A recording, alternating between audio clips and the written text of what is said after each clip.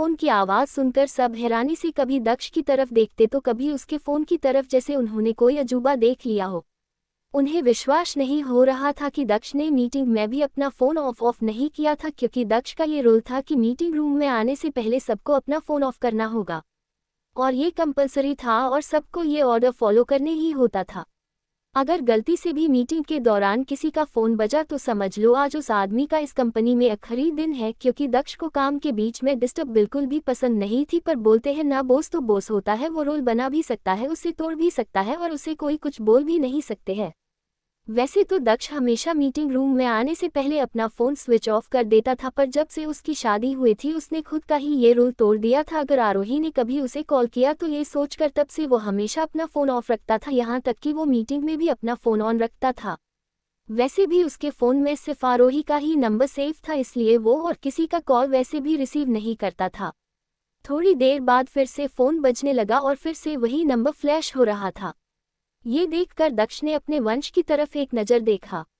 अपने बॉस का इशारा समझकर वंश जल्दी से दक्ष का फ़ोन लेकर मीटिंग रूम के बाहर चला गया।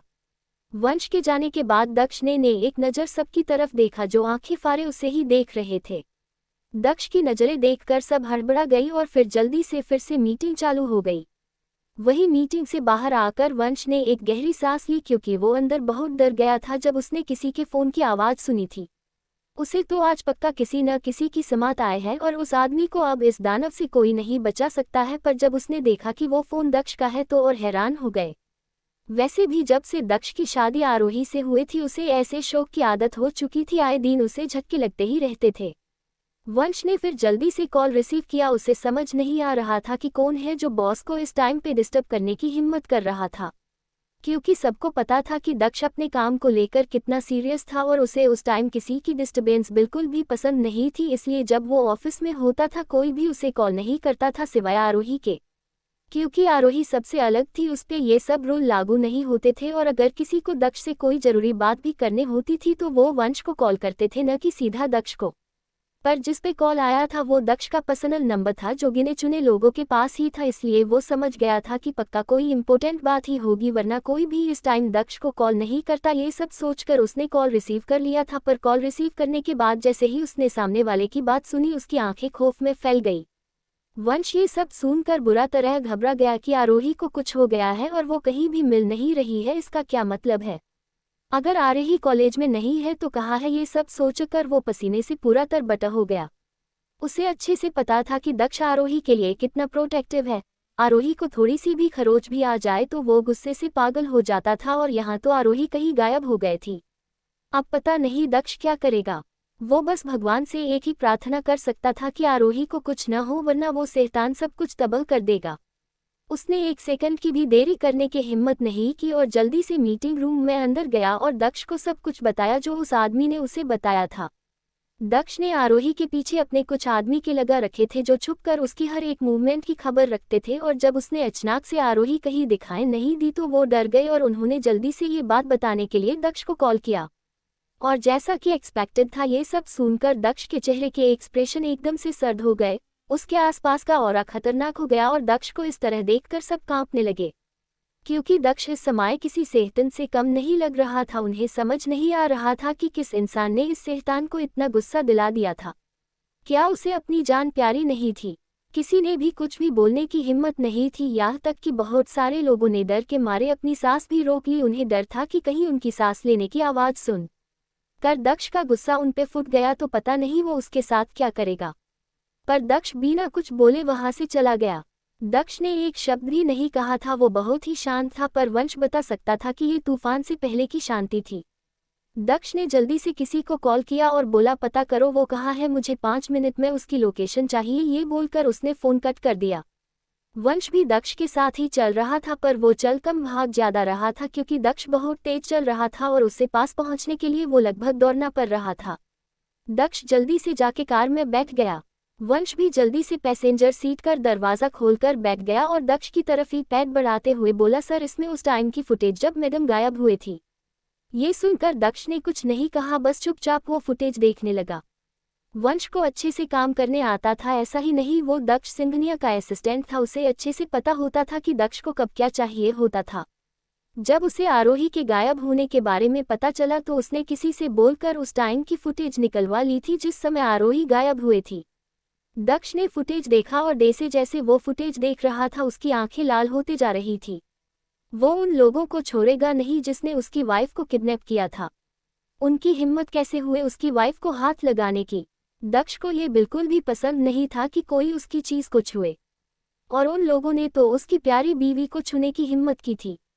पर सबसे पहले दक्ष आरोही से मिलकर देखना चाहता कि वो ठीक तो है, न उसे कहीं चोट तो नहीं आए है। फिर बाद में वो उनके साथ क्या करेगा वो डिसाइड करेगा। अब दक्ष आगे क्या करेगा और किसने आरोही को किडनैप किया था, अब आगे क्या होगा दक्ष और आरोही की जिंदगी में। दक्ष ने आरोही के पीछे अपने कुछ आदमी के लगा रखे थे जो छुपकर उसकी हर एक मूवमेंट की खबर रखते थे, और जब उसने अचानक से आरोही कहीं दिखाई नहीं दी तो वो डर गए और उन्होंने जल्दी से ये बात बताने के लिए दक्ष को कॉल किया। और जैसा कि एक्सपेक्टेड था ये सब सुनकर दक्ष के चेहरे के एक्सप्रेशन एकदम से सर्द हो गए। उसके आसपास का ऑरा खतरनाक हो गया और दक्ष को इस तरह देखकर सब कांपने लगे, क्योंकि दक्ष इस समय किसी शैतान से कम नहीं लग रहा था। उन्हें समझ नहीं आ रहा था कि किस इंसान ने इस शैतान को इतना गुस्सा दिला दिया था। क्या उसे अपनी जान प्यारी नहीं थी? किसी ने भी कुछ भी बोलने की हिम्मत नहीं थी, यहाँ तक कि बहुत सारे लोगों ने डर के मारे अपनी सांस भी रोक ली। उन्हें डर था कि कहीं उनकी सांस लेने की आवाज़ सुनकर दक्ष का गुस्सा उन पे फूट गया तो पता नहीं वो उसके साथ क्या करेगा। पर दक्ष बिना कुछ बोले वहां से चला गया। दक्ष ने एक शब्द भी नहीं कहा था, वो बहुत ही शांत था, पर वंश बता सकता था कि ये तूफान से पहले की शांति थी। दक्ष ने जल्दी से किसी को कॉल किया और बोला पता करो वो कहाँ है, मुझे 5 मिनट में उसकी लोकेशन चाहिए। ये बोलकर उसने फ़ोन कट कर दिया। वंश भी दक्ष के साथ ही चल रहा था, पर वो चल कम भाग ज्यादा रहा था क्योंकि दक्ष बहुत तेज चल रहा था और उससे पास पहुंचने के लिए वो लगभग दौड़ना पड़ रहा था। दक्ष जल्दी से जाके कार में बैठ गया। वंश भी जल्दी से पैसेंजर सीट कर दरवाज़ा खोलकर बैठ गया और दक्ष की तरफ ही पैर बढ़ाते हुए बोला सर इसमें उस टाइम की फुटेज जब मैडम गायब हुए थी। ये सुनकर दक्ष ने कुछ नहीं कहा, बस चुपचाप वो फुटेज देखने लगा। वंश को अच्छे से काम करने आता था, ऐसा ही नहीं वो दक्ष सिंघनिया का असिस्टेंट था, उसे अच्छे से पता होता था कि दक्ष को कब क्या चाहिए होता था। जब उसे आरोही के गायब होने के बारे में पता चला तो उसने किसी से बोलकर उस टाइम की फुटेज निकलवा ली थी जिस समय आरोही गायब हुए थी। दक्ष ने फुटेज देखा और जैसे जैसे वो फुटेज देख रहा था उसकी आंखें लाल होते जा रही थी। वो उन लोगों को छोड़ेगा नहीं जिसने उसकी वाइफ को किडनैप किया था। उनकी हिम्मत कैसे हुए उसकी वाइफ को हाथ लगाने की। दक्ष को ये बिल्कुल भी पसंद नहीं था कि कोई उसकी चीज को छुए, और उन लोगों ने तो उसकी प्यारी बीवी को छूने की हिम्मत की थी। पर सबसे पहले दक्ष आरोही से मिलकर देखना चाहता कि वो ठीक तो है, न उसे कहीं चोट तो नहीं आए है। फिर बाद में वो उनके साथ क्या करेगा वो डिसाइड करेगा। वही दूसरी तरफ आरोही घुटनों में अपना सिर छुपा कर रो रही थी। इस समय आरोही वो कॉन्फिडेंट आरोही लग ही नहीं लग रही थी जिसे हर मुसीबत का डटकर सामना करना आता था। इस समय किसी डरी हुए बच्चे की तरह लग रही थी। पिछले जन्म के कुछ भयानक यादें आरोही के दिमाग पर पूरी तरह हावी हो चुकी थी। उसे बस दक्ष चाहिए, एक वही था जो उसे शांत कर सकता था। आरोही रोते हुए बोली हबी आप कहाँ हो? आप जहाँ भी हो बस जल्दी से मेरे पास आ जाओ, मुझे यहाँ बिल्कुल भी अच्छा नहीं लग रहा है। साथ ही साथ उसे यहाँ घुटन भी महसूस हो रही थी, उसे बहुत बुरी फीलिंग आ रही थी जैसे कुछ गलत होने वाला हो। आरोही अभी ये सोच रही थी कि तभी उसे बाहर से कुछ आवाज़ें सुनाई दी और आवाज़ सुनकर आरोही का मुरझाया हुआ चेहरा एकदम से खिल उठा। उसे कुछ उम्मीद की किरण दिखाई दी कि वे यहाँ से बाहर निकाल सकती है। उसे बस जल्द से जल्द यहाँ से बाहर निकालना चाहती था, पर वो कुछ बोलती उससे पहले ही उन आदमियों की बातें सुनकर आरोही एकदम से चुप हो गए। उसके शब्द उसके मुंह में ही रह गए। पहला आदमी बोला क्या वो लड़की सच में मिसेज सिंघानिया है? मैंने सोचा नहीं था कि मिसेज सिंघानिया इतनी सुंदर होगी। सच में वो तो स्वर्ग से उतरी किसी अप्सरा से कम नहीं है। तभी दूसरा आदमी बोला पर मैंने तो सुना था कि मिसेज सिंघानिया को लड़कियों को सख्त नफरत है। पहला आदमी उसका जवाब देते हुए बोला तू भी सच में एक नंबर का बेवकूफ़ है, तू खुद ही सोच, जिसकी बीवी इतनी सुंदर हो किसी और को क्यों ही देखागा। दूसरे लड़के को भी उसकी बात सही लगी।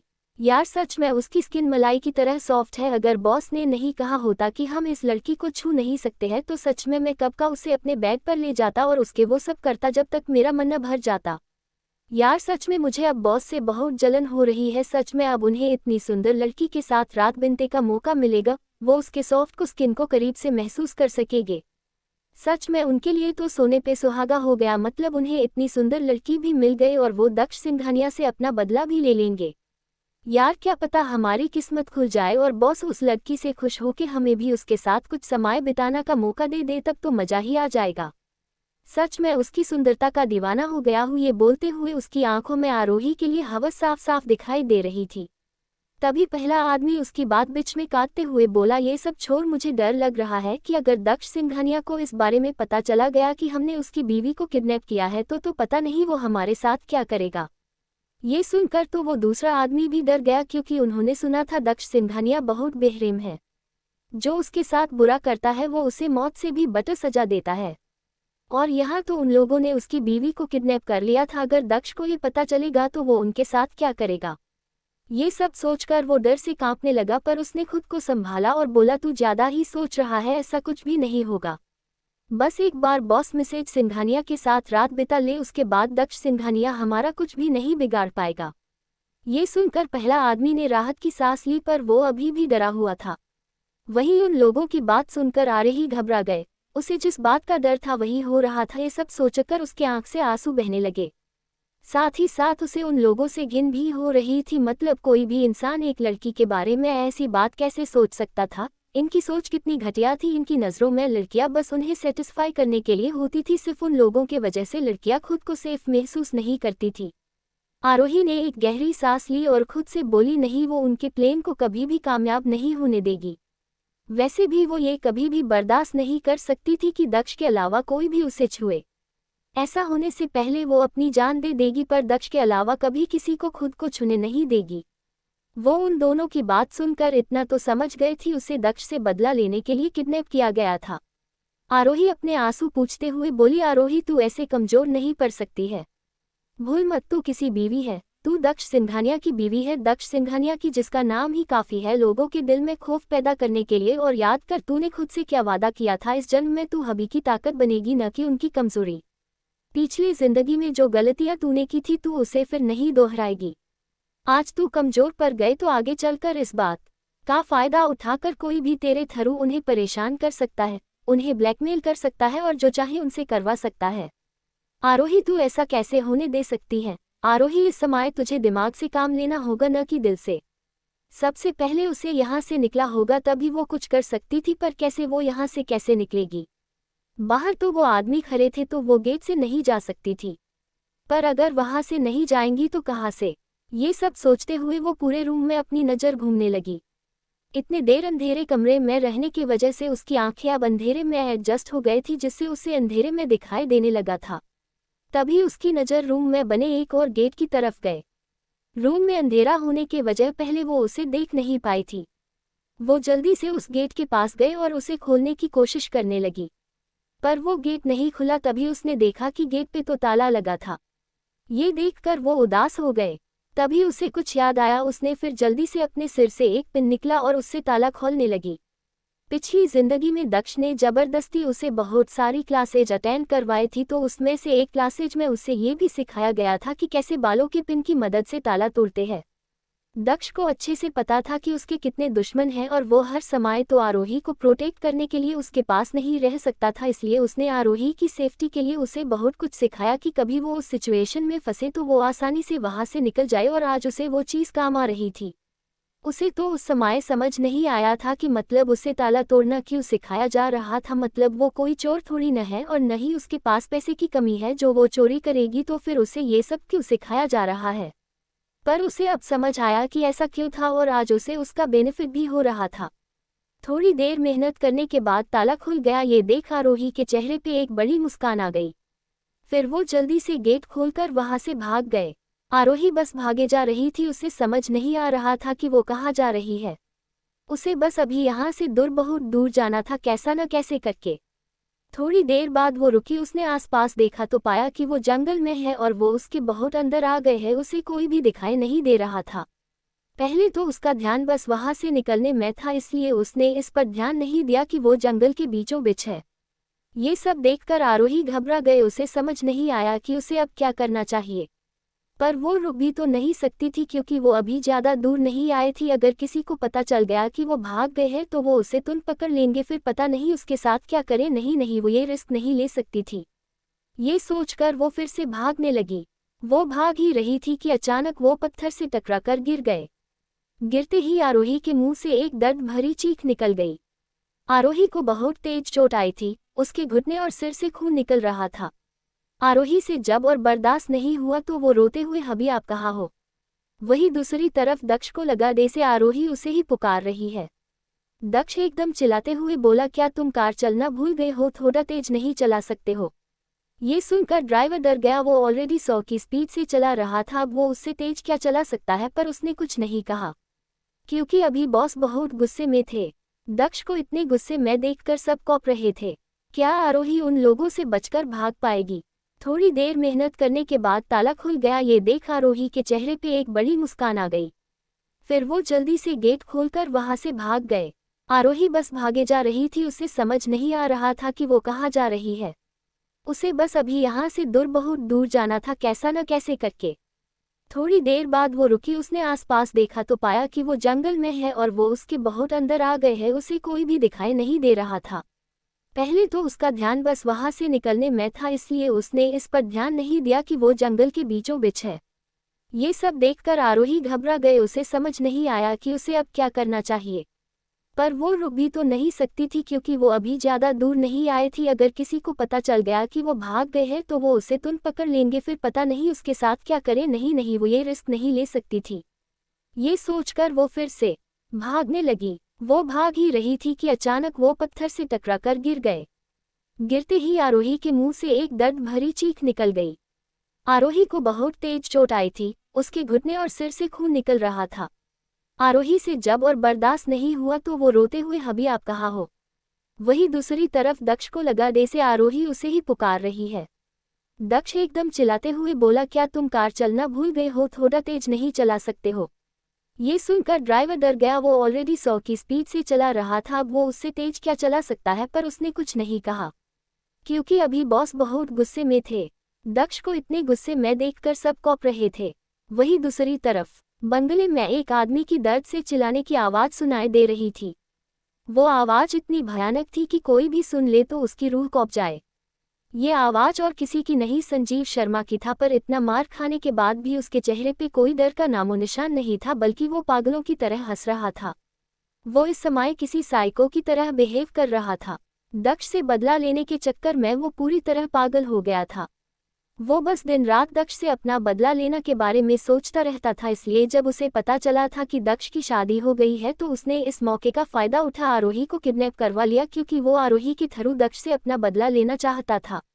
उसने सोचा था जैसे दक्ष ने उससे उसकी बीवी छीनी थी, वो भी उससे उसकी बीवी छीन लेगा। तब उसे पता चलेगा कि परिवार को खोने का दुख क्या होता है, कैसा लगता है जब आपका प्यार आपसे दूर हो जाता है। क्योंकि उसके हिसाब से दक्ष की वजह से उसकी बीवी और बच्चे उसे छोड़कर चले गए थे, पर उसे ये बात नहीं पता थी कि दक्ष से बदला लेना के चक्कर में उसने कितनी बड़ी भूल कर दी है। और ये भूल उसकी सबसे बड़ी और आखिरी भूल साबित होने वाली थी, क्योंकि उसने दक्ष की सबसे प्यारी चीज़ उसकी वाइफ को छूने की हिम्मत की थी। दक्ष कुछ भी बद्स कर सकता था, पर आरोही को कोई चोट पहुंचाए वो ये बिल्कुल बद्स नहीं कर सकता था। दक्ष गुस्से से संजीव को लात मारते हुए अपने भयानक आवाज में बोला, तुम्हारी हिम्मत कैसे हुई मेरी बीवी पर अपनी गंदी नज़र डालने की? दक्ष के मारते ही संजीव के मुंह से खून निकलने लगा। उसकी हालत बहुत ज़्यादा ही बुरी थी, पूरे शरीर पर चोटों के निशान थे और चोटों से पानी की तरह खून निकल रहा था। पर संजीव पर दक्ष के लात का कोई असर नहीं हुआ। वो अपने होठों से खून पोंछते हुए हंसते हुए बोला, मुझे नहीं पता था कि तेरी बीवी इतनी सुंदर है। सच में तेरी बीवी तो सच में पक्का है। मेरा तो मन कर रहा था कि पर वो उसके आगे कुछ बोल पाता। दक्ष ने एक जोरदार मुक्का उसके मुंह पर जड़ दिया। मुक्का मारने के बाद भी वो रुका नहीं, वो उसे मरता रहा। दक्ष को इस तरह देखकर सब बॉडीगार्ड्स बुरी तरीके से डर गए। दक्ष की आंखें इस समय एकदम लाल हो गई थी। इस समय वो बहुत भयानक लग रहा था। उसके आसपास से जानलेवा ऑरा निकल रहा था। वो बस पागलों की तरह उसे मार रहा था। उसके दिमाग में संजीव के बोले उसे शब्द गूंज रहे थे, तेरी बीवी तो पट्टा है। मेरा तो मन कर रहा था कि ये सब सोच सोचकर दक्ष का गुस्सा बढ़ता ही जा रहा था। उसकी हिम्मत कैसे हुई आरोही के बारे में ऐसी गंदी बात करने की। दक्ष उसे तब तक मरता रहा जब तक वो बेहोश नहीं हो गया। डे से ही बेहोश हुआ दक्ष ने कुछ इशारा किया। उसका इशारा समझ एक बॉडीगार्ड जल्दी से पानी की बाल्टी लेके आगे आया। संजीव के ऊपर सारा पानी डाल दिया। पानी डालते ही संजीव होश में आ गया और उसके होश में आते ही उसके मुंह से एक दर्दनाक चीख निकल गई, क्योंकि पानी में नमक मिला हुआ था और जैसे ही उसकी घाव में नमक का पानी गया उसे अपने पूरे बदन में एक भयानक जलन महसूस हुए। वो दर्द असहनीय था, उसे ये दर्द बर्दाश्त नहीं हुआ और वो फिर से बेहोश हो गया। पर ये देखकर भी दक्ष को उस पे कोई बिल्कुल भी दया नहीं आए, बल्कि उसने अपने बॉडीगार्ड से चिल्लाते हुए बोला, इसे फिर से होश में लाओ और दीवार से बांध दो और तब तक मारो जब तक ये मार न जाए, और ध्यान रहे ये जल्दी नहीं मरना चाहिए, और जब भी ये बेहोश हो जाए इसी तरह होश में लाओ और फिर से इसे मारो। ये बोलकर दक्ष अपनी आंखें बंद करके किसी राजा की तरह बैठ गया। वही तब तक संजीव फिर से अपने होश में आ गया था और जैसे ही उसने दक्ष की बात सुनी वो डर के मारे कांपने लगा। वो कुछ बोलना चाहता पर उसे इतना दर्द हो रहा था कि उससे मुंह से आवाज ही नहीं निकल रही थी। वही जब जब दक्ष के कानों में संजीव की चीखने की आवाज सुनाई दे रही थी उसे एक अलग सा ही सुकून महसूस रहा था। जब उसे आवाज सुनाई देना बंद हो गया तो बिना कुछ बोले वहां से चला, क्योंकि संजीव मर चुका था। वही अगले दिन जब आरोही की आंख खुली तो उसे अपने सिर में एक तेज दर्द महसूस हुआ। पहले तो उसे समझ ही नहीं आया और उसे इतना दर्द क्यों हो रहा है। तभी उसे धीरे धीरे सब कुछ याद आने लगा कि कैसे उसका किडनैप हुआ था और कैसे वो वहां से भाग गए थी और फिर वो भागते भागते गिर गए और उसे बहुत चोट भी आई थी। उसके आगे का उसे कुछ भी याद नहीं था, क्योंकि उसके बाद आरोही बेहोश गए थी। ये सब याद कर आरोही घबरा गए। उसने आसपास देखा तो पाया कि इस समय वो जंगल में नहीं है, वो किसी रूम में है। उसे लगा कि कहीं उन लोगों ने उसे फिर से पकड़ तो नहीं लिया। वो ये सब सोचकर बहुत ज्यादा डर गए थी। तभी उसकी नज़र अपने पास में सोए दक्ष पर गए और दक्ष को वहां से देखकर आरोही को अपनी आंखों पर विश्वास नहीं हुआ। उसे लगा जैसे वो कोई सपना देख रही हो। उसने दक्ष को छूने की हिम्मत नहीं की। उसे डर था कि उसके छूते ही दक्ष कहीं गायब ना हो जाए। वो बार बार अपनी घनी पलकें झपका कर दक्ष को देख रही थी और जब उसे विश्वास हो गया कि ये कोई सपना नहीं है और दक्ष सच के उसके आंखों के सामने है तो उसकी आंख में आंसू आ गए। ये खुशी के आंसू थे, क्योंकि उसे लगा था कि वो अब दक्ष से कभी नहीं मिल पाएगी, उसे कभी भी नहीं देख पाएगी। उसकी मौत पिछले जन्म की तरह दर्द भरी होगी। ये सब सोचकर आरोही बिना एक सेकंड का समय गवाए दक्ष के ऊपर कूद गई और उस पे ऊपर आकर उसके पूरे चेहरे पे किस करने लगी। वही आरोही का ऐसा रिएक्शन देखकर दक्ष ने अपनी आंखें खोल ली। वो सो नहीं रहा था, वो बस आरोही को अपने पास फील करना चाहता था, इसलिए वो बस अपनी आंखें बंद करके लेता हुआ था, क्योंकि वो ही जानता था कि वो कितना घबरा गया था जब उसे आरोही की किडनैपिंग के बारे में पता चला था। ऐसा पहली बार हुआ था जब उसे किसी को खोने का डर महसूस हुआ था, वरना आज से पहले वो किसी राजा की तरह जीता आया था जिसे किसी चीज का भी डर नहीं था। पर वो अब समझ गया था कि वो आरोही के बिना नहीं रह सकता था। अगर आरोही उससे दूर चली गई तो पता नहीं वो क्या कर बैठेगा। वही आरोही पागलों की तरह दक्ष को चूम रही थी। कभी वो उसके गालों को चूमते तो कभी उसकी आंखों तो कभी उसके होठों को। साथ ही साथ उसके आंख से आंसू भी बहे जा रहे थे। वो बता नहीं सकती थी कि दक्ष को अपने पास देखकर वो कितनी खुश थी। उसके पास कहने को कोई शब्द नहीं थे जिससे वो बता सके कि वो कितनी खुश है, इसलिए वो इस तरह दक्ष को अपना प्यार दिखा रही थी जिससे वो उसे बता सके कि उसे अपने पास देखकर वो कितनी खुश है। खुशी में वो ये भी भूल गए उसे थोड़ी देर पहले दर्द भी हो रहा था। उसे सिर पर और घुटने पर चोट लगी थी। वैसे चोट ज्यादा गहरी नहीं थी, 2 दिन आराम करने से वो ठीक हो जाएंगी। आरोही को इस तरह देखकर दक्ष को भी अच्छा लग रहा था, क्योंकि ऐसा बहुत ही काम होता जब आरोही उसे सामने से प्यार करे, वरना हमेशा वो ही होता जो आरोही को प्यार करता था, क्योंकि आरोही बहुत शर्मीली थी। पर वो ये भी समझ रहा था कि ये जो आरोही के साथ हुआ वो सब उसके लिए नया था, इसलिए वो घबरा गई होगी, इसलिए ऐसे रिएक्ट कर रही थी। पर दक्ष को ये नहीं पता था कि आरोही किडनैपिंग के वजह से नहीं, बल्कि उसे एक बार फिर खोने के डर से घबरा गए थी। उसे डर था कि पिछली जिंदगी की तरफ इस जन्म में भी वो दक्ष को खो न दे। भगवान न जो उसे ये दूसरी जिंदगी दी थी वो उसे ऐसे बर्बाद नहीं करना चाहती थी। उसे तो अभी बहुत कुछ करना था। उसे दक्ष के काबिल बनाना था, अपना परिवार कंप्लीट करना था, अपना बदला लेना था और भी बहुत कुछ उसने सोच रखा था। ये सब करने से पहले वो मर नहीं सकती थी। वही जब दक्ष को आरोही जंगल में बेहोश मिली थी तो वो ही जानता था कि आरोही को बेहोश देखकर कितना घबरा गया था, क्योंकि उस समय आरोही के माथे और घुटने से खून निकल रहा था। साथ ही साथ उसके कपड़े भी बुरे तरीके से गंदे हो गए थे और कई जगह से फट भी गए थे। तभी दक्ष की नज़र आरोही के गले में पहने हुए पेंडेंट की तरफ गए। ये पेंडेंट उसने ही आरोही को दिया था और उससे बोला था कि वो हमेशा इसे हमेशा अपने गले में हमारी शादी की निशानी मानकर पहने, क्योंकि उनकी शादी सीक्रेट थी तो आरोही मंगलसूत्र और सिंदूर नहीं लगती थी। और आरोही ने भी ये बात तुरंत मान ली थी और दक्ष के कहने के हिसाब से वो हमेशा इसे अपने गले में पहनती थी। पर आरोही को नहीं पता था कि ये सिर्फ एक पेंडेंट नहीं था, बल्कि ये एक ट्रैकर था जिसकी मदद से दक्ष कभी भी ये पता कर सकता था कि आरोही इस समय कहाँ है। और इसी की मदद से दक्ष आरोही को इतनी जल्दी ढूंढ पाया था, वरना उसे ये सब पता करने की थोड़ा टाइम लगता। क्योंकि संजीव आरोही को शहर से बाहर किसी जंगल में ले गया था, क्योंकि उसे पता था अगर वो शहर में रहा तो दक्ष उसे जल्द से जल्द ढूंढ लेगा और उसका प्लान खराब हो जाएगा। पर बेचारे को क्या पता था कि दक्ष सिंघानिया हमेशा की तरह उससे एक कदम आगे निकलेगा और उसे इतनी जल्दी पकड़ लेगा। पर बोलते हैं न, जब किस्मत खराब हो तो आप कितना भी बड़ा प्लान बने ले वो फेल हो ही जाता है। अब आगे क्या होगा दक्ष और आरोही की जिंदगी में? वही दूसरी तरफ आर्या ने एक नज़र रुद्रम की तरफ देखा और फिर दहाड़े मारकर रोने लगी। वही आर्या को इस तरह अचानक रोता देख रुद्रम हैरान हो गया। अभी थोड़ी देर पहले कैसे काली माता बनी हुई थी और अब देखो कैसे छोटे बच्चों की तरफ रो रही है। रुद्रम अपनी आंखें बड़ी बड़ी करके आर्या को देख रहा था। वो आर्या का ये नया रूप देखकर हैरान था। वो आज कुछ ज्यादा ही अजीब बिहेव कर रही थी। उसके सामने खड़ी ये आर्या वो आर्या थी ही नहीं जिसे वो जानता था, वो एक नई लड़की ही बन गई थी। पहले वाली आर्या डरी सहमी थी, उसकी हर बात मानने वालों थी, और अभी जो आर्या उसके सामने खड़ी थी वो कॉन्फिडेंट थी, अपने लिए लड़ना जानती थी। रुद्रम से जब बर्दाश्त नहीं हुआ तो वो आर्या के पास जाते हुए बोला, अब मैंने क्या दिया, तुम इस तरह क्यों हो रही हो? मैंने तो अभी कुछ नहीं, बल्कि तुमने मुझे मारा। दूर दूर रहिए आप मुझसे, गलती से भी पास मत आएगा वरना अच्छा नहीं होगा। आप बहुत ही बुरे इंसान हो बहुत। आर्या रोते हुए रुद्रम को अपने पास आने से रोकते हुए बोली। अच्छा बाबा ठीक है, नहीं आता तुम्हारे पास, अब बताओ क्या बात है, तुम इतना रो क्यों रही हो? रुद्रम आर्या से कुछ दूर जाकर बैठते हुए बोला।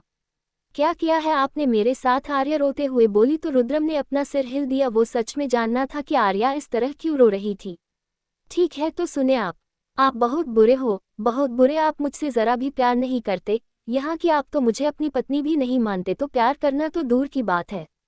आप पिछले 1 महीने से घर नहीं आए, आपको पता है मैं हर रात और सुबह आपका आने का वेट करती थी, पर आप नहीं आए। और जब मैंने आपके असिस्टेंट से पूछा था कि आप कहाँ हो और क्यों घर नहीं आए, तो उन्होंने मुझसे कहा था कि आप बाहर गए हो इसलिए आप घर नहीं आ रहे थे।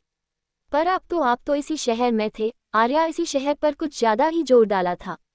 आर्या आगे बोली, आप बहुत बुरे। चलो मना, हमारी लड़ाई हुई, पर इतने दिनों तक कौन अपनी ही पत्नी से गुस्सा रहता है? हम बोलो। आपने इतना ही नहीं किया, आपने आज क्या किया? आपने मुझे बिना किसी रीजन के रेस्टोरेंट से निकाल दिया। आज मेरा बर्थडे है इसलिए मुझे लिखने का बिल्कुल भी टाइम नहीं मिला। वही दूसरी तरफ आर्या ने एक नज़र रुद्रम की तरफ देखा और फिर दहाड़े मारकर रोने लगी। वही आर्या को इस तरह अचानक रोता देख रुद्रम हैरान हो गया। अभी थोड़ी देर पहले कैसे काली माता बनी हुई थी और अब देखो कैसे छोटे बच्चों की तरफ रो रही है। रुद्रम अपनी आंखें बड़ी बड़ी करके आर्या को देख रहा था। वो आर्या का ये नया रूप देखकर हैरान था। वो आज कुछ ज्यादा ही अजीब बिहेव कर रही थी। उसके सामने खड़ी ये आर्या वो आर्या थी ही नहीं जिसे वो जानता था, वो एक नई लड़की ही बन गई थी। पहले वाली आर्या डरी सहमी थी, उसकी हर बात मानने वालों थी, और अभी जो आर्या उसके सामने खड़ी थी वो कॉन्फिडेंट थी, अपने लिए लड़ना जानती थी। रुद्रम से जब बर्दाश्त नहीं हुआ तो वो आर्या के पास जाते हुए बोला, अब मैंने क्या दिया, तुम इस तरह क्यों हो रही हो? मैंने तो अभी कुछ नहीं, बल्कि तुमने मुझे मारा। दूर दूर रहिए आप मुझसे, गलती से भी पास मत आएगा वरना अच्छा नहीं होगा। आप बहुत ही बुरे इंसान हो बहुत। आर्या रोते हुए रुद्रम को अपने पास आने से रोकते हुए बोली। अच्छा बाबा ठीक है, नहीं आता तुम्हारे पास, अब बताओ क्या बात है, तुम इतना रो क्यों रही हो? रुद्रम आर्या से कुछ दूर जाकर बैठते हुए बोला। क्या किया है आपने मेरे साथ? आर्या रोते हुए बोली तो रुद्रम ने अपना सिर हिल दिया। वो सच में जानना था कि आर्या इस तरह क्यों रो रही थी। ठीक है तो सुने आप बहुत बुरे हो, बहुत बुरे। आप मुझसे जरा भी प्यार नहीं करते, यहाँ की आप तो मुझे अपनी पत्नी भी नहीं मानते, तो प्यार करना तो दूर की बात है। आप पिछले 1 महीने से घर नहीं आए, आपको पता है मैं हर रात और सुबह आपका आने का वेट करती थी, पर आप नहीं आए। और जब मैंने आपके असिस्टेंट से पूछा था कि आप कहाँ हो और क्यों घर नहीं आए, तो उन्होंने मुझसे कहा था कि आप बाहर गए हो इसलिए आप घर नहीं आ रहे थे। पर आप तो इसी शहर में थे। आर्या इसी शहर पर कुछ ज्यादा ही जोर डाला था। आर्या आगे बोली, आप बहुत बुरे। चलो मना, हमारी लड़ाई हुई, पर इतने दिनों तक कौन अपनी ही पत्नी से गुस्सा रहता है? बोलो, आपने इतना ही नहीं किया, आपने आज क्या किया, आपने मुझे बिना किसी रीजन के रेस्टोरेंट से निकाल दिया। आज मेरा बर्थडे है इसलिए मुझे लिखने का बिल्कुल भी टाइम नहीं मिला। वहीं दूसरी तरफ आर्या ने एक नज़र रुद्रम की तरफ देखा और फिर दहाड़े मारकर रोने लगी। वही आर्या को इस तरह अचानक रोता देख रुद्रम हैरान हो गया। अभी थोड़ी देर पहले कैसे काली माता बनी हुई थी और अब देखो कैसे छोटे बच्चों की तरफ रो रही है। रुद्रम अपनी आंखें बड़ी बड़ी करके आर्या को देख रहा था। वो आर्या का ये नया रूप देखकर हैरान था। वो आज कुछ ज्यादा ही अजीब बिहेव कर रही थी। उसके सामने खड़ी ये आर्या वो आर्या थी ही नहीं जिसे वो जनता था, वो एक नई लड़की ही बन गई थी। पहले वाली आर्या डरी सहमी थी, उसकी हर बात मानने वालों थी, और अभी जो आर्या उसके सामने खड़ी थी वो कॉन्फिडेंट थी, अपने लिए लड़ना जानती थी। रुद्रम से जब बर्दाश्त नहीं हुआ तो वो आर्या के पास जाते हुए बोला, अब मैंने क्या दिया, तुम इस तरह क्यों हो रही हो? मैंने तो अभी कुछ नहीं, बल्कि तुमने मुझे मारा। दूर दूर रहिए आप मुझसे, गलती से भी पास मत आएगा वरना अच्छा नहीं होगा। आप बहुत ही बुरे इंसान हो बहुत। आर्या रोते हुए रुद्रम को अपने पास आने से रोकते हुए बोली। अच्छा बाबा ठीक है, नहीं आता तुम्हारे पास, अब बताओ क्या बात है, तुम इतना रो क्यों रही हो? रुद्रम आर्या से कुछ दूर जाकर बैठते हुए बोला। क्या किया है आपने मेरे साथ? आर्या रोते हुए बोली तो रुद्रम ने अपना सिर हिल दिया। वो सच में जानना था कि आर्या इस तरह क्यों रो रही थी। ठीक है तो सुने आप बहुत बुरे हो, बहुत बुरे। आप मुझसे ज़रा भी प्यार नहीं करते, यहाँ कि आप तो मुझे अपनी पत्नी भी नहीं मानते, तो प्यार करना तो दूर की बात है। आप पिछले 1 महीने से घर नहीं आए, आपको पता है मैं हर रात और सुबह आपका आने का वेट करती थी पर आप नहीं आए। और जब मैंने आपके असिस्टेंट से पूछा था कि आप कहाँ हो और क्यों घर नहीं आए तो उन्होंने मुझसे कहा था कि आप बाहर गए हो इसलिए आप घर नहीं आ रहे थे। पर आप तो इसी शहर में थे। आर्या इसी शहर पर कुछ ज़्यादा ही जोर डाला था। आर्या आगे बोली, आप बहुत बुरे। चलो मना हमारी लड़ाई हुई पर इतने दिनों तक कौन अपनी ही पत्नी से गुस्सा रहता है?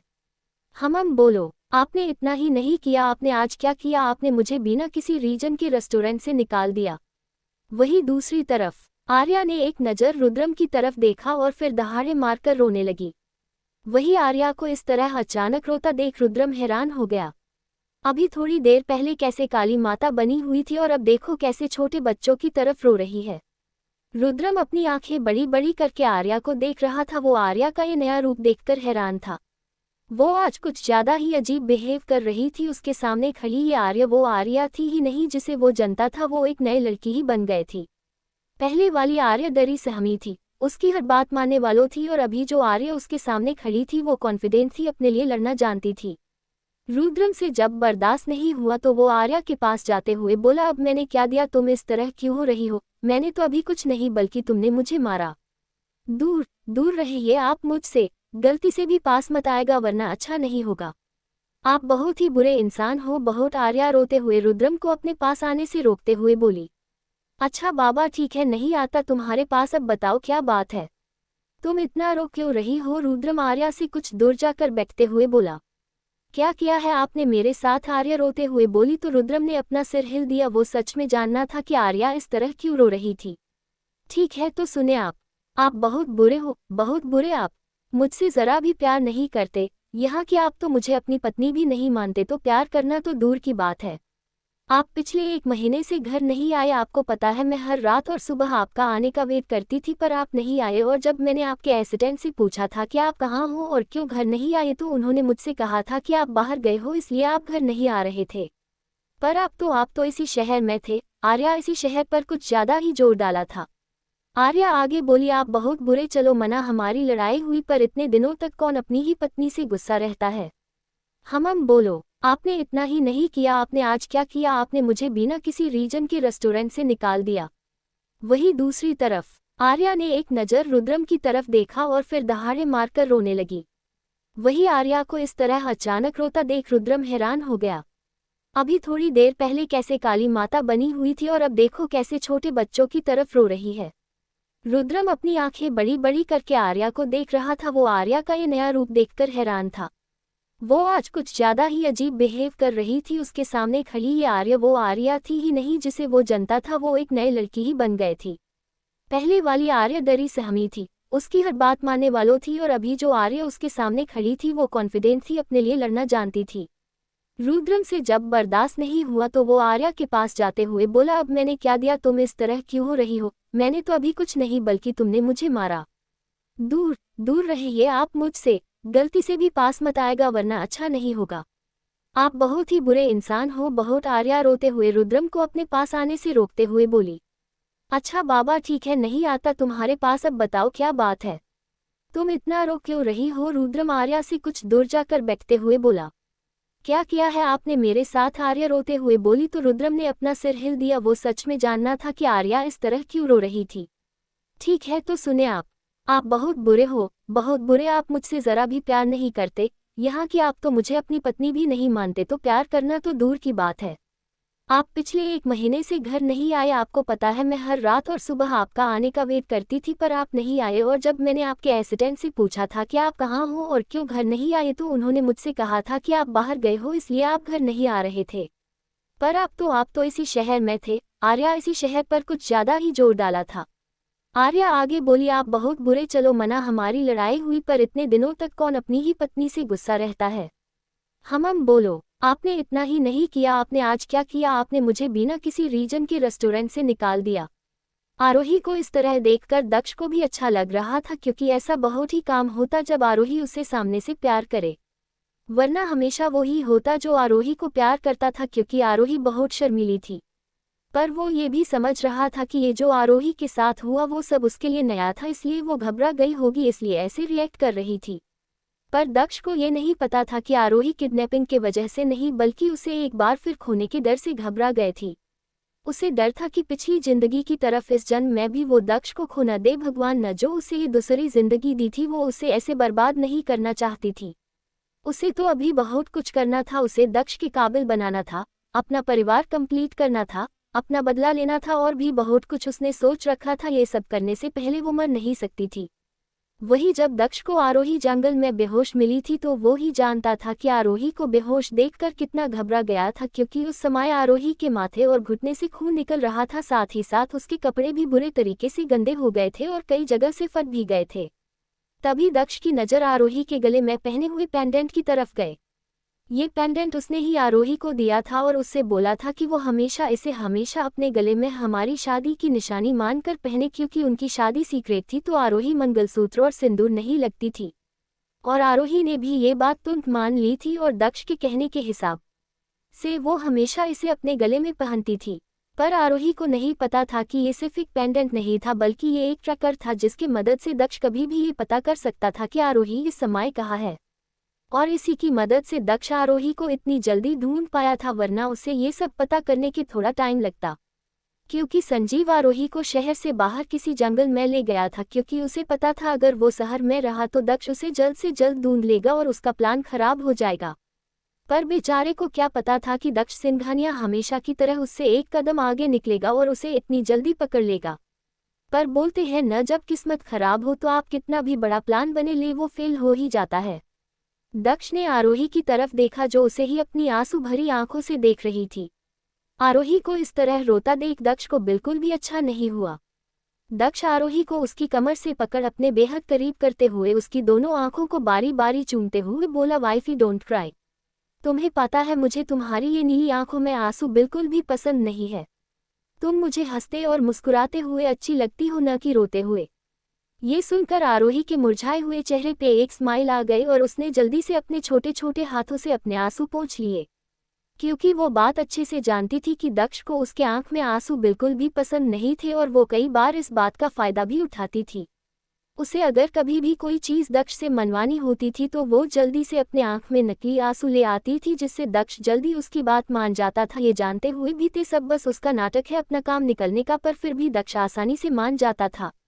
ये सब देखकर आरोही को बहुत अच्छा लगता था। ये सब याद कर आरोही प्यार भरी नज़रों से दक्ष को दिखने लगी। आरोही की नज़रों में अपने लिए प्यार देखकर दक्ष से बस नहीं हुआ और उसने आरोही को किस कर लिया।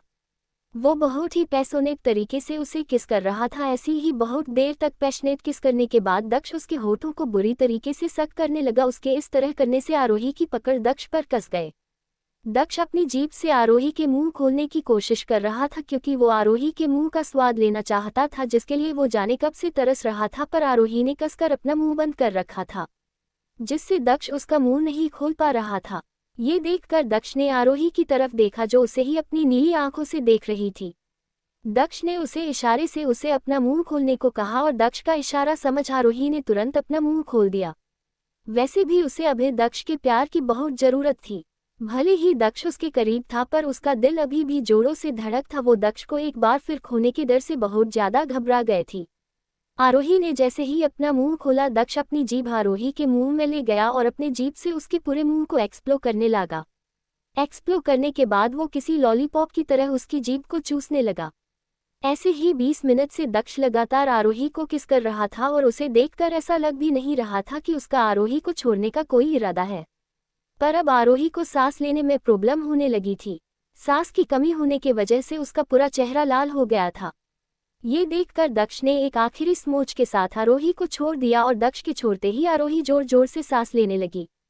पर दक्ष यही नहीं रुका, उसके होठों को छोड़ते ही दक्ष उसकी गर्दन पर किस करने लगा। पर आज कुछ तो अलग था, क्योंकि आज से पहले जब भी दक्ष उसके करीब आता था तो आरोही घबरा जाती थी और उसकी बॉडी स्टिफ हो जाती थी। ऐसा क्यों होता था आरोही को नहीं पता था, पर आज ऐसा कुछ भी नहीं हुआ था और दक्ष ने भी बात नोटिस कर ली थी और ये सब देखकर वो बहुत खुश था। आरोही ने जब से उन आदमियों के मुंह से अपने बारे में गंदी बातें सुनी थी तो वो घबरा गई थी कि दक्ष के अलावा भी कोई उसे छू सकता है। तब आरोही ने डिसाइड किया था वो अब दक्ष के अपने करीब आने से बिल्कुल भी नहीं घबराएगी और उसे खुद को सौंप देगी, क्योंकि वो दक्ष के अलावा और किसी के बारे में सोच भी नहीं सकती थी। वो आज के बारे में सोचकर आने वाला कल तो नहीं खराब कर सकती थी। मैंने आर्या और रुद्रम के बारे में एक लॉन्ग चैप्टर लिखा था पर पता नहीं वो कैसे डिलीट हो गया। पर मैं दोबारा वो सब लिखने की हिम्मत नहीं थी, इसलिए मेरा पास जो लिखा हुआ था मैंने आपको दे दिया। पर कल मैं उनके बारे में वापस लिखूंगी। अब आगे क्या होगा दक्ष और आरोही की जिंदगी में। दक्ष बहुत ही पैशनेट तरीके से उसे किस कर रहा था। ऐसी ही बहुत देर तक पैशनेट किस करने के बाद दक्ष उसके होठों को बुरी तरीके से सक करने लगा। उसके इस तरह करने से आरोही की पकड़ दक्ष पर कस गए। दक्ष अपनी जीभ से आरोही के मुंह खोलने की कोशिश कर रहा था, क्योंकि वो आरोही के मुंह का स्वाद लेना चाहता था, जिसके लिए वो जाने कब से तरस रहा था। पर आरोही ने कसकर अपना मुंह बंद कर रखा था, जिससे दक्ष उसका मुंह नहीं खोल पा रहा था। ये देखकर दक्ष ने आरोही की तरफ देखा जो उसे ही अपनी नीली आंखों से देख रही थी। दक्ष ने उसे इशारे से उसे अपना मुंह खोलने को कहा और दक्ष का इशारा समझ आरोही ने तुरंत अपना मुंह खोल दिया। वैसे भी उसे अभी दक्ष के प्यार की बहुत जरूरत थी। भले ही दक्ष उसके करीब था पर उसका दिल अभी भी जोरों से धड़क था। वो दक्ष को एक बार फिर खोने के डर से बहुत ज्यादा घबरा गए थी। आरोही ने जैसे ही अपना मुंह खोला, दक्ष अपनी जीभ आरोही के मुंह में ले गया और अपने जीभ से उसके पूरे मुंह को एक्सप्लोर करने लगा। एक्सप्लोर करने के बाद वो किसी लॉलीपॉप की तरह उसकी जीभ को चूसने लगा। ऐसे ही 20 मिनट से दक्ष लगातार आरोही को किस कर रहा था और उसे देखकर ऐसा लग भी नहीं रहा था कि उसका आरोही को छोड़ने का कोई इरादा है। पर अब आरोही को सांस लेने में प्रॉब्लम होने लगी थी। सांस की कमी होने की वजह से उसका पूरा चेहरा लाल हो गया था। ये देखकर दक्ष ने एक आखिरी स्मोच के साथ आरोही को छोड़ दिया और दक्ष के छोड़ते ही आरोही जोर जोर से सांस लेने लगी। पर दक्ष यही नहीं रुका, उसके होठों को छोड़ते ही दक्ष उसकी गर्दन पर किस करने लगा। पर आज कुछ तो अलग था, क्योंकि आज से पहले जब भी दक्ष उसके करीब आता था तो आरोही घबरा जाती थी और उसकी बॉडी स्टिफ हो जाती थी। ऐसा क्यों होता था आरोही को नहीं पता था, पर आज ऐसा कुछ भी नहीं हुआ था और दक्ष ने भी बात नोटिस कर ली थी और ये सब देखकर वो बहुत खुश था। आरोही ने जब से उन आदमियों के मुंह से अपने बारे में गंदी बातें सुनी थी तो वो घबरा गई थी कि दक्ष के अलावा भी कोई उसे छू सकता है। तब आरोही ने डिसाइड किया था वो अब दक्ष के अपने करीब आने से बिल्कुल भी नहीं घबराएगी और उसे खुद को सौंप देगी, क्योंकि वो दक्ष के अलावा और किसी के बारे में सोच भी नहीं सकती थी। वो आज के बारे में सोचकर आने वाला कल तो नहीं खराब कर सकती थी। वहीं दूसरी तरफ आर्या बस रोए जा रही थी, जिस वजह से उसकी तबीयत अब खराब होने लगी थी। उसे सांस लेने में भी प्रॉब्लम हो रही थी। वही आर्या को इस तरह देखकर रुद्रम एकदम से घबरा गया और उसे शांत करवाने की कोशिश हुए बोला, आर्या चुप हो जाए वरना तुम्हारी तबीयत खराब हो जाएगा। वही रुद्रम को इस तरह खुद की चिंता करता देखा उसका गुस्सा और बढ़ गया। वो उसका हाथ अपने कंधे से झटकते हुए बोली, हाथ मत लगाए मुझे और आपको ये झूठी परवाह दिखने की कोई जरूरत नहीं है, समझे आप? मुझे पता है आपको मेरी बिल्कुल भी परवाह नहीं है। आपको बस मैं अपनी नीड सेटिस्फाई करने के लिए चाहिए, इसलिए बस आप मुझे अपने पास रखे हुए हैं, वरना आप कब का मुझे इस घर से किसी कचरे की तरह बाहर निकाल फेंकते। वैसे भी आपकी नज़रों में तो एक बछड़ू औरत हूँ जिसका काम बस बेड पर मर्दों को खुश करना है। मुझे लगा था कि आप बदल गए हैं, पर मैं ही पागल थी। आप कभी नहीं बदल सकते हैं। आप कल भी वैसे थे और आज भी वैसे ही है। आपकी नज़रों में मेरी कोई वैल्यू नहीं है। अगर ऐसा ना होता तो आप मुझे कभी भी इस तरह बिना किसी वजह रेस्टोरेंट से धक्के मारकर नहीं निकलते। लेकिन अच्छा हुआ आपने ऐसा किया। आपने आज मेरी औकात दिखा दी। सच में आपके सामने मैं कुछ भी नहीं हूँ। मैंने सोच भी कैसे लिया आपको मुझ जैसी लड़की से कभी प्यार हो सकता है। आर्या आज पूरी तरह से टूट गई थी। उसे अपनी कमजोरी पर बहुत दुख हो रहा था। अगर वो पढ़ी लिखी होती तो आज उसे ये सब नहीं देखना पड़ता, पर इसमें उसकी भी क्या गलती थी। उसने अपनी तरह से पूरी कोशिश की थी अपनी पढ़ाई पूरी करने की, पर किस्मत ने उसका साथ नहीं दिया। वैसे तो जब से वो पैदा हुई थी तब से ही उसकी किस्मत खराब थी, पर फिर भी उसने एडजस्ट करना, छोटी छोटी चीज़ों में अपनी खुशियाँ ढूंढना सीख लिया था। पर फिर भी चाहे वो अपने आप को कितना भी क्यों ना मजबूत दिखाती हो और ये दिखाती हो कि उसे किसी की भी जरूरत नहीं है, पर दिल ही दिल में वो ये चाहती थी कि कोई हो जो उसे प्यार करे, उसका ख्याल रखे, उसके एक ख्वाहिश को पूरी करे, चाहे वो कितनी भी बचकानी क्यों ना हो। और जब रुद्रम उसकी जिंदगी में आया तो उसे लगा कि शायद अब उसे वो प्यार मिलेगा जिसके लिए वो बच्चन से तरस रही थी। पर रुद्रम ने एक बार फिर उसे गलत साबित कर दिया। उसे लगा था कि रुद्रम बदल गया है, पर नहीं, वो गलत थी। वो कभी नहीं बदल सकता था, कभी नहीं। उसे अभी भी बस खुद से मतलब था और किसी से नहीं। वही आर्या की बात सुनकर पता नहीं क्यों पर रुद्रम को अपने दिल में कुछ चुभता हुआ महसूस हुआ। सच में उसने आर्या के साथ बहुत गलत किया था। उसने आर्या को बहुत दर्द दिया था, पर क्या करे, वो जब भी आर्या को दूसरे आदमी के करीब देखता वो जैसे गुस्से से पागल हो जाता था और फिर उसे कुछ भी दिखाई नहीं देता था। वाइफी, हाँ मैं मानता हूँ कि मैंने तुम्हें बहुत दुख दिए हैं। तुम्हें इतने सालों तक उस बात की सजा दी जो तुमने कभी की ही नहीं, पर इसमें मेरी भी क्या गलती है। तुम्हें तो पता है ना, मुझे लड़कियों का करीब आना और छूना बिल्कुल भी पसंद नहीं है। और जब उस रात मैंने तुम्हें उस हालात में अपने इतने करीब देखा तो मैं गुस्से से पागल हो गया। मैं चाहता तो उसी समय तुम्हें जान से मार सकता था, पर मैंने ऐसा नहीं किया और इसका रीजन मुझे खुद नहीं पता। पर मैं इस बात को इतने आसानी से जाने भी नहीं दे सकता था, क्योंकि वो पहली बार था जब किसी ने मेरी मर्जी के खिलाफ मुझे हाथ लगाया। सिर्फ हाथ ही नहीं बल्कि मेरे साथ रात बिताई थी। इसलिए बिना सोचे समझे मैंने सारी चीज़ का गुनहगार तुम्हें मान लिया और तुम्हें इतने सालों तक टॉर्चर किया। मुझे पता है इन सब में मेरी गलती है। मुझे एक बार ये जानने की कोशिश करनी चाहिए थी कि इसमें तुम्हारी गलती है भी कि नहीं, और जब मुझे पता चला कि इसमें तुम्हारे कोई गलती नहीं है तो मैंने तुम्हें आज़ाद कर दिया। पर फिर आज मैंने तुम्हें अमित से इस तरह बात करते हुए देखा तो मुझे बिल्कुल भी अच्छा नहीं लगा। तुम मेरी बीवी हो, तुम किसी और आदमी के साथ हंस के बात कैसे कर सकती हो। ये बोलते समय रुद्रम की आंखें में आरोही के लिए पोसेसिवनेस साफ नजर आ रही थी।